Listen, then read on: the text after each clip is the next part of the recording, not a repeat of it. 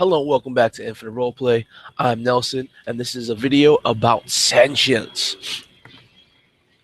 Sort of inspired by YallDM's recent post up on sentient weapons. Uh, I watched it and I started thinking, the different things you can do with sentient weapons and sentience in general. Maybe you could have more than one type of weapon or one type of equipment as being sentient. Like, for instance, a matched pair of weapons, two swords. One could be one half of the weapon's sentience, one could be the other, and they long to be wielded together to create a whole. So if you were to reward your player with a single sentient sword, that sword would have another half somewhere across the world whose whose presence it longed for. Maybe even having sentience in a matched pair as far as a sword and its scabbard. Also, I don't see anything wrong with a sentient piece of equipment like a sentient helm, or maybe an entire suit of armor that is, pretty powerful, that was dispersed across the lands to separate it so that the sentience that inhabited that armor wouldn't curse another living being until your players maybe went on a quest for someone to collect the pieces without knowing, and maybe even put on the armor themselves. And that could be a dark sentience, something that could not have been destroyed, but should have been. Excuse me. You know, what else could you do with sentience? Having sort of a good angel, bad angel on your shoulder thing. One taunts you down a darker path, one taunts you down, the righteous path. And maybe that could be within a single helm. You could work out some sort of background in yourself, in your own characters. Say, like, something similar to Fate, where you have, your aspects, your high concept, and your trouble. And every good aspect has a duality to it that can be used for and against you.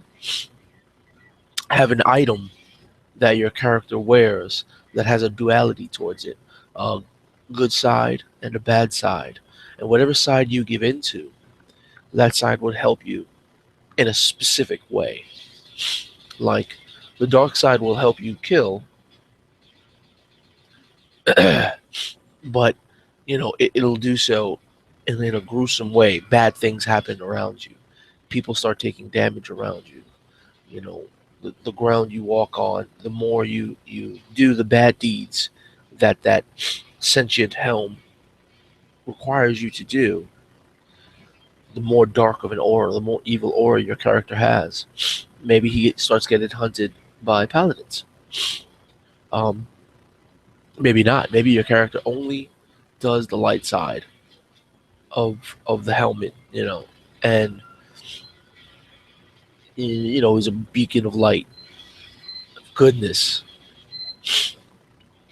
Plants, instead of dying, they blossom and flowers bloom. All that beautifulness, the apex of good, the sound of angels singing with every step he takes. And maybe that could be a way of directing or coaxing your players, this way and that. Also, this is the idea that I sort of started thinking about that I like the most. A sentient weapon that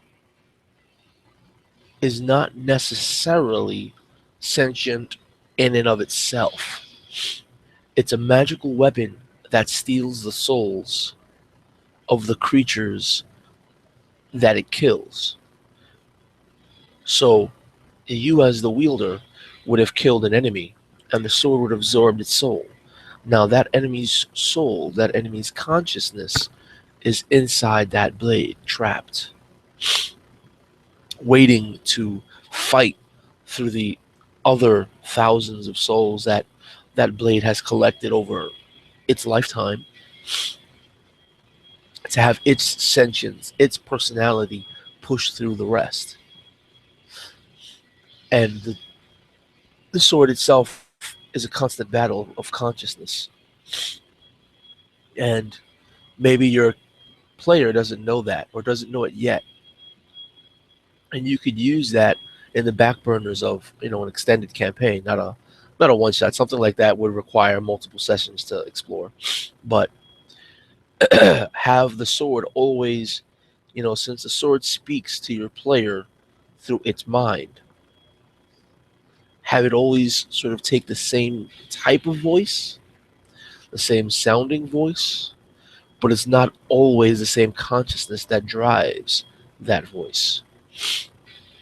Maybe one time, one of the enemies, a killer, shines through and it's beckoning you to slaughter, to just draw blood.